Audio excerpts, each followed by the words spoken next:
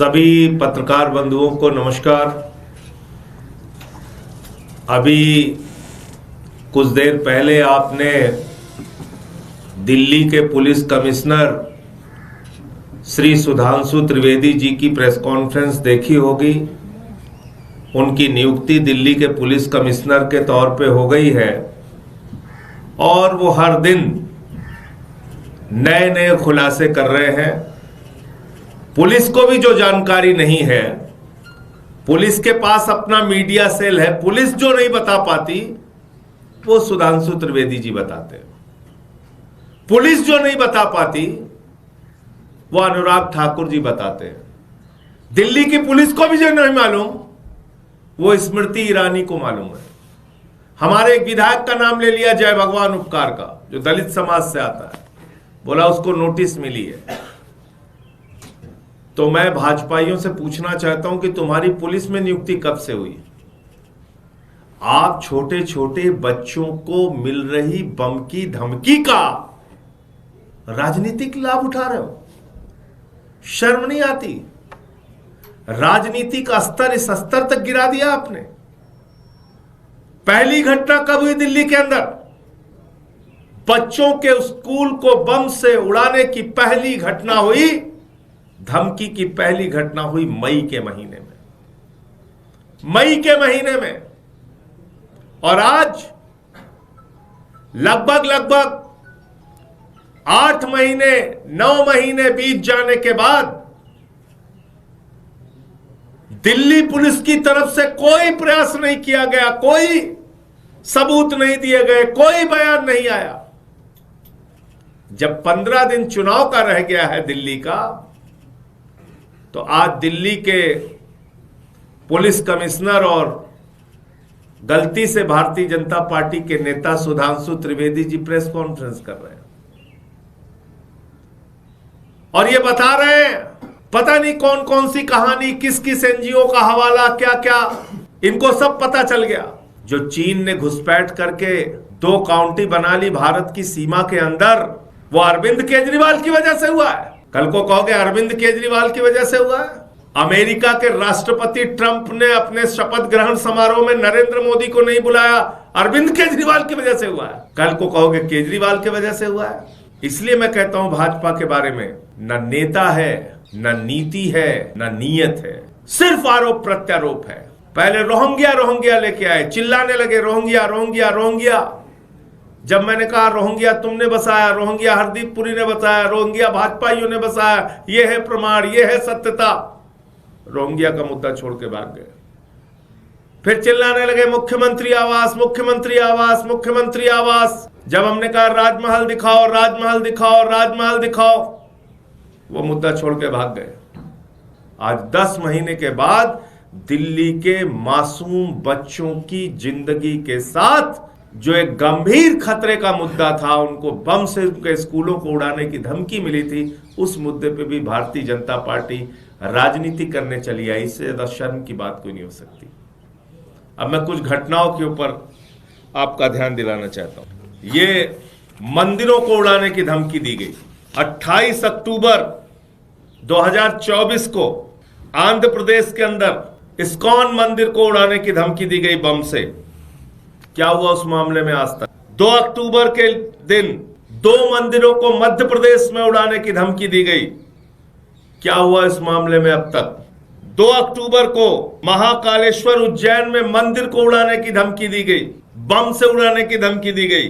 क्या हुआ इसमें आज तक? 6 जुलाई 2024 को वृंदावन उत्तर प्रदेश में प्रेम मंदिर को बम से उड़ाने की धमकी दी गई। क्या हुआ इस मामले में? 15 अक्टूबर को एयर इंडिया की फ्लाइट, 6 सितंबर को विस्तारा की फ्लाइट, 4 सितंबर को एयर इंडिया की फ्लाइट, 1 सितंबर को इंडिगो की फ्लाइट, 22 अगस्त को एयर इंडिया की फ्लाइट, 17 अक्टूबर को 19 फ्लाइट उड़ाने की धमकी, 21 अक्टूबर को 90 फ्लाइट उड़ाने की धमकी। आप बताइए ये अरविंद केजरीवाल के राज्य में हो रहा है, ये आम आदमी पार्टी के लोग जिम्मेदार हैं। आइए कानपुर उत्तर प्रदेश, 15 मई 10 स्कूल को कानपुर में उड़ाने की धमकी। क्या हुआ इस मामले में? 10 स्कूलों को कानपुर में 15 मई को उड़ाने की धमकी मिली। क्या हो रहा है इस मामले में? तो इसलिए मैं पूछना चाहता हूं, जो घटनाएं बम धमाके की दिल्ली में हुई, देश की राजधानी में रोहिणी के अंदर, उसमें कितने अपराधी पकड़े गए? दिल्ली के कोर्ट के अंदर जज के सामने हत्या हो गई, उस मामले में क्या हुआ? एक महिला का बलात्कार करके दिल्ली की सड़कों पे घसीटा गया कई किलोमीटर तक, उस मामले का क्या हुआ? दिल्ली के अंदर गैंग वॉर हुए, गैंग वॉर, उस मामले में क्या निकला? व्यापारियों को गोलियों से भूना जा रहा है, अवैध वसूली की जा रही है,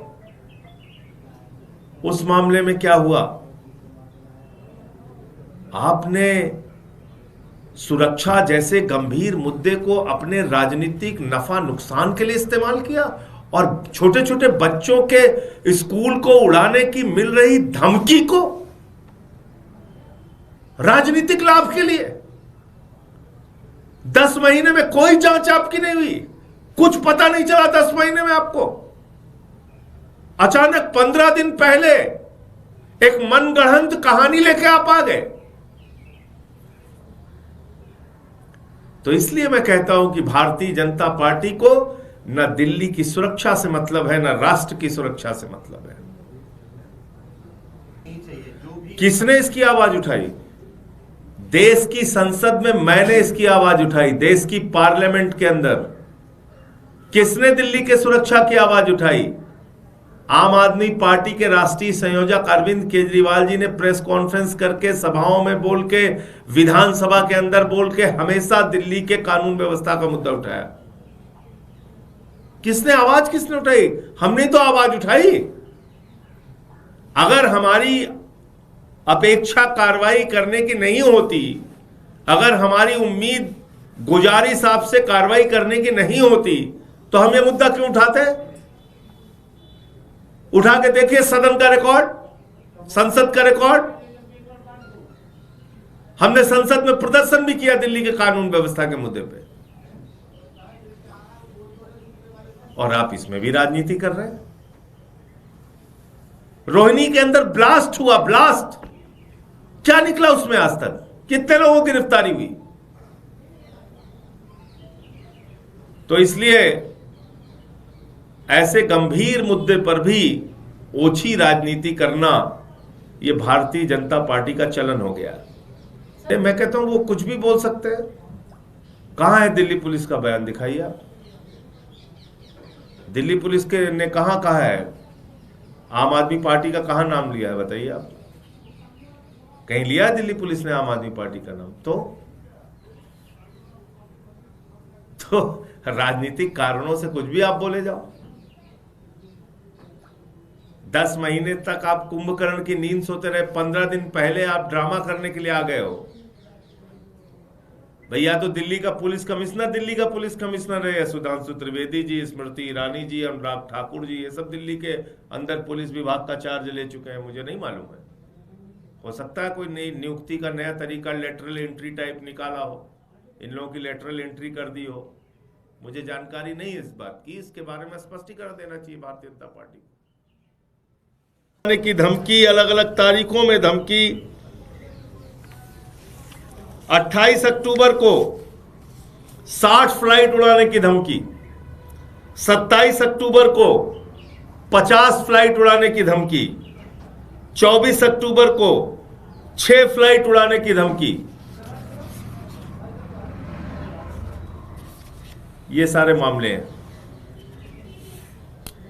आप मुझे बताइए, क्या देश की सुरक्षा के मामले में भी भारतीय जनता पार्टी इस प्रकार की ओछी राजनीति करेगी?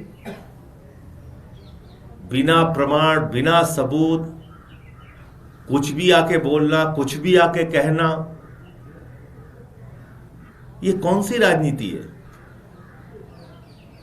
क्या आपको यह भी शर्म नहीं आई कि दिल्ली के मासूम बच्चों का विषय है और हमने इस मुद्दे को उठाया था? अमित शाह के विफलता पर, अमित शाह की दिल्ली पुलिस की सुरक्षा अमित शाह के अधीन है, उस पर एक जवाब, एक कार्रवाई आपके पास नहीं। आपको 10 महीने के बाद, चुनाव के ठीक 15 दिन पहले यही ड्रामा याद आया और दिल्ली का पुलिस कमिश्नर कुछ नहीं बोल रहा। दिल्ली का मीडिया सेल पुलिस विभाग का वो कुछ नहीं बता रहा है। कौन बता रहा है? नवनियुक्त दिल्ली के पुलिस कमिश्नर सुधांशु त्रिवेदी जी, वो दिल्ली के पुलिस कमिश्नर हो गए। स्मृति ईरानी जी महिला पुलिस कमिश्नर हो गई, वो बोल रही हैं। अनुराग ठाकुर को ज्वाइंट सीपी बना दिया गया है, वो बोल रहे हैं। अरे तुम लोग अपने दफ्तर में रिपोर्ट तैयार करते हो, कहां से लेके आते हो भाई? कहां से लेके आते हैं आप लोग? क्यों आप कानून व्यवस्था जैसे गंभीर मुद्दे पे ओछी राजनीति कर रहे हैं? तो मुझे इतनी बात कहनी थी। आपका कोई प्रश्न हो तो आप पूछ सकते हैं।